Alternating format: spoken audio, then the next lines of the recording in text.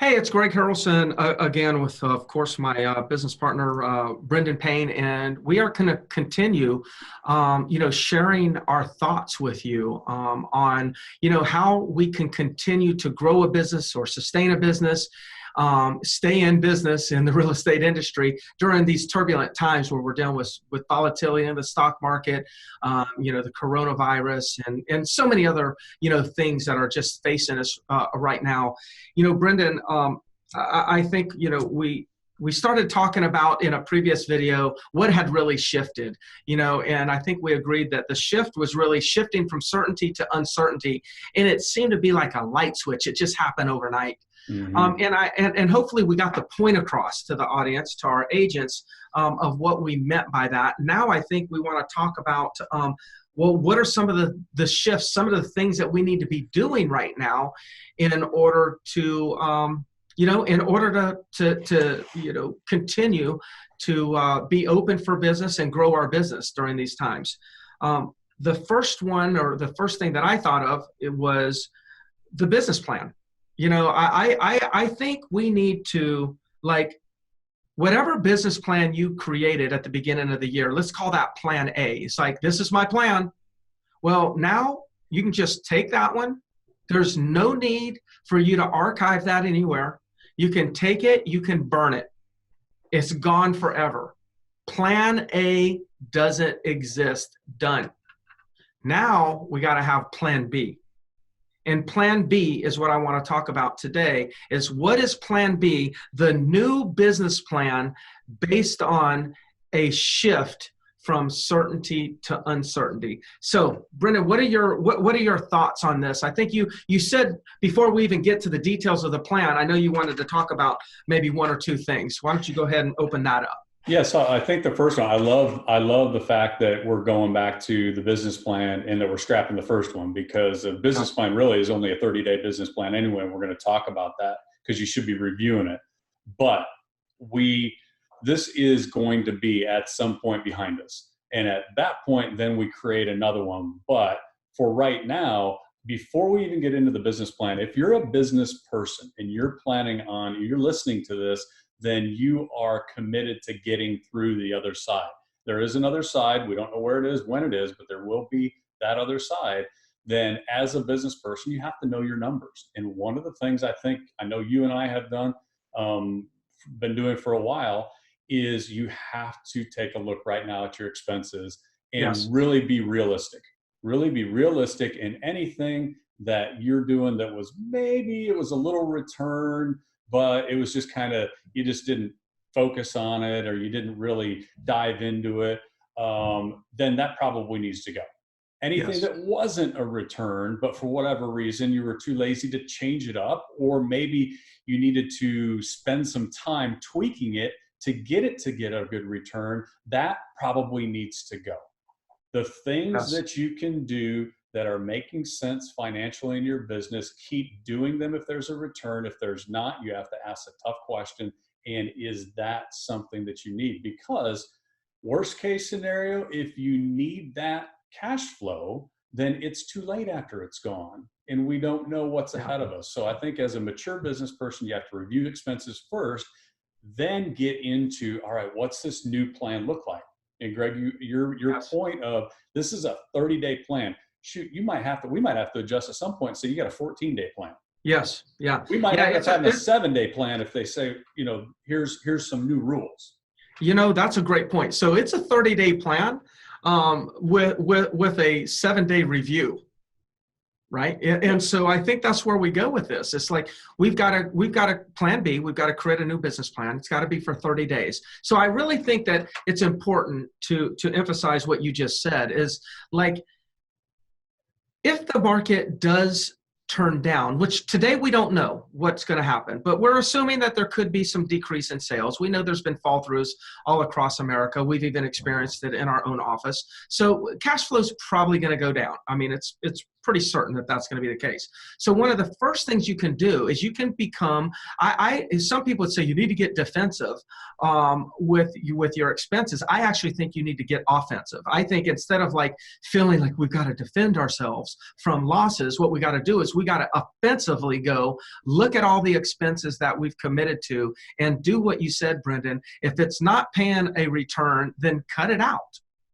Cut it out. You know, one of the greatest things I think, and I'm patting both of ourselves on the back, which seems a little bit kind of egotistical, but I would say one of the best things that we do at our company is we give coaching for free. We don't charge for coaching, right? So these are just like these videos are just part of what we do. We're constantly coaching our agents to help them get through this. See, that's probably your best return. So not only should you look at your expenses, but you want to also look at how much you're engaging with the coaching, because the more you engage, and it's free, so you're not having to pay coaching companies for this, the more you engage, you're going to get better returns. You're going to really excel, and you're going to, do better in this business. So look at your numbers, your expenses, and also increasing your engagement. Now, on the business plan itself, I wrote down 3 things that I think it should consist of right now. And that is, number 1, it should include your routine or your morning ritual, but it should include your routine. It should include your activities, and it should include some accountability. So let's break these 3 things down very quickly. Routine. What are some things that need to be in the business plan based under the category of routine? Well, here's your opportunity.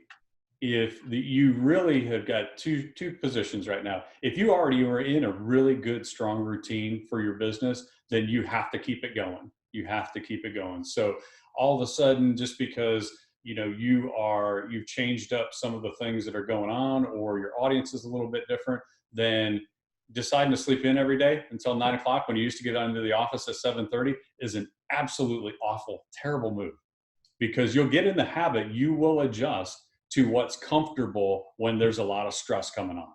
And the comfort level of just not doing what you're supposed to be doing is going to be really attractive right now for a lot of people. So stay with the routine that you have if it was built off your business plan and your goals. Then I think if you didn't have that routine, now's the time to get it, because what else is going on?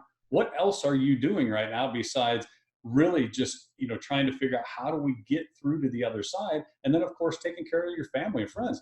What's important to us right now has really narrowed down. That's the thing that I'm realizing, like the amount of things that are going on that I'm concerned about has gotten really, really concentrated.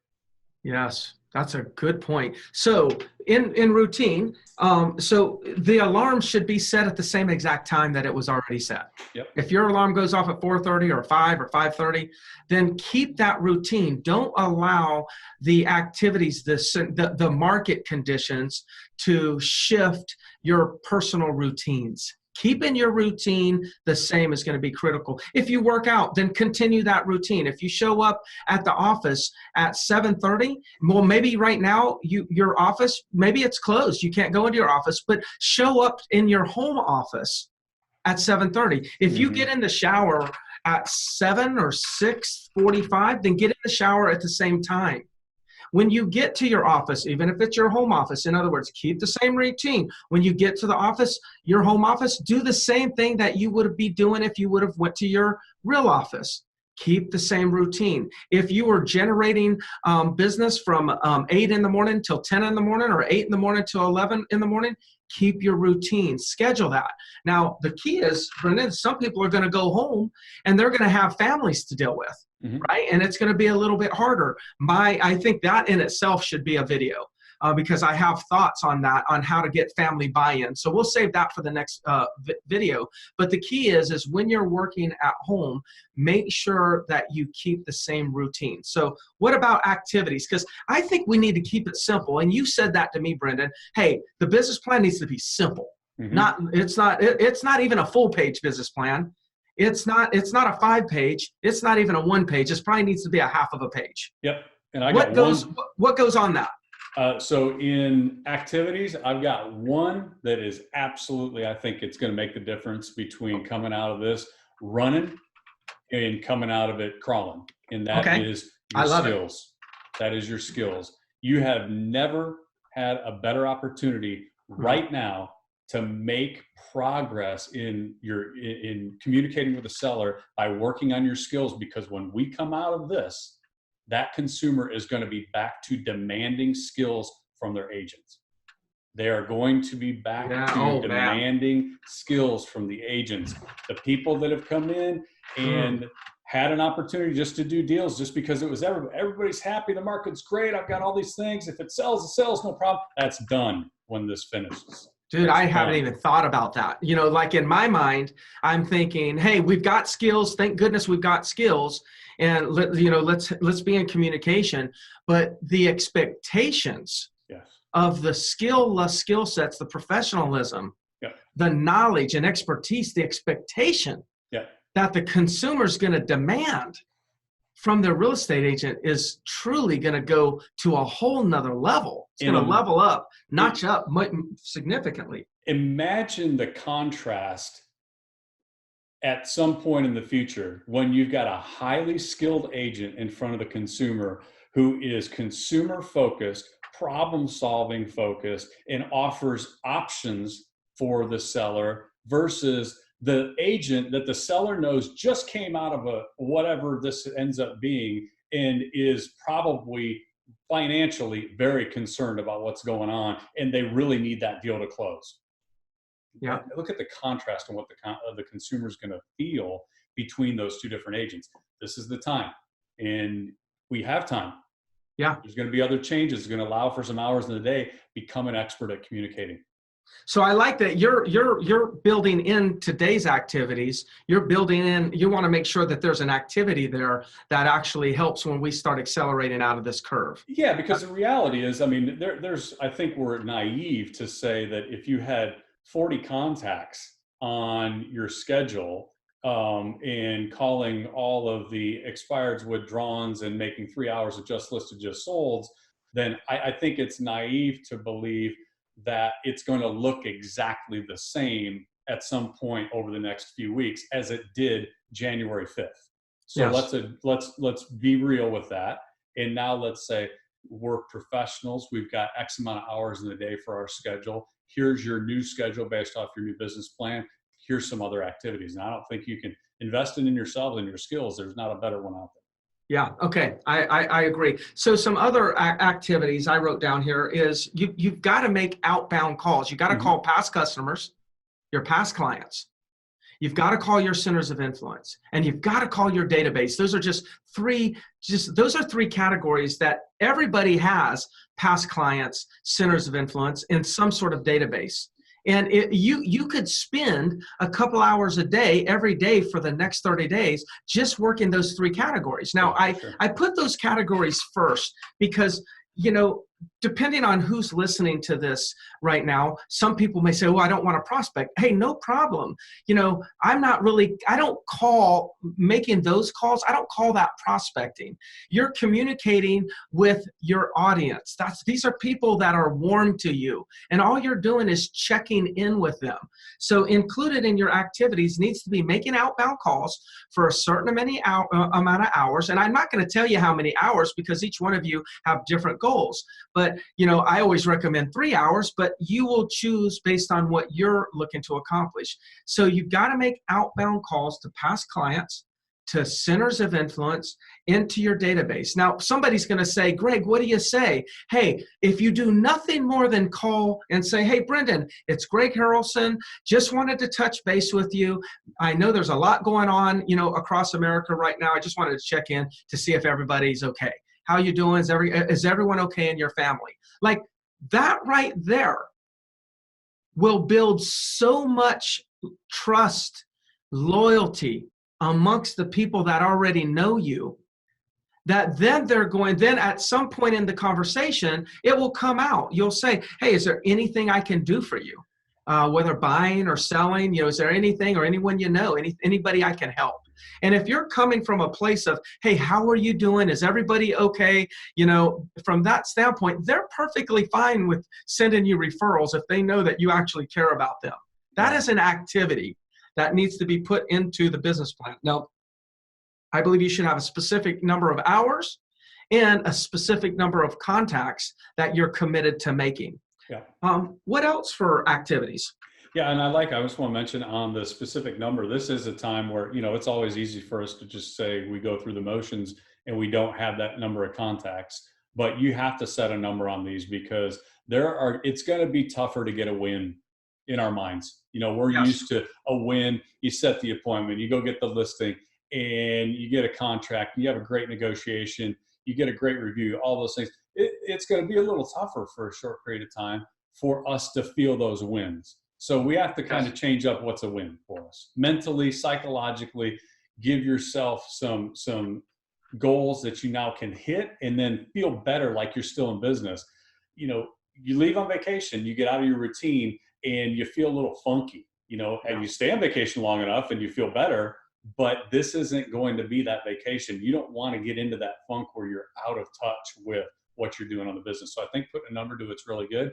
The other thing is, it should go without saying, but we've got to mention it on here, your business plan. Love on your active clients.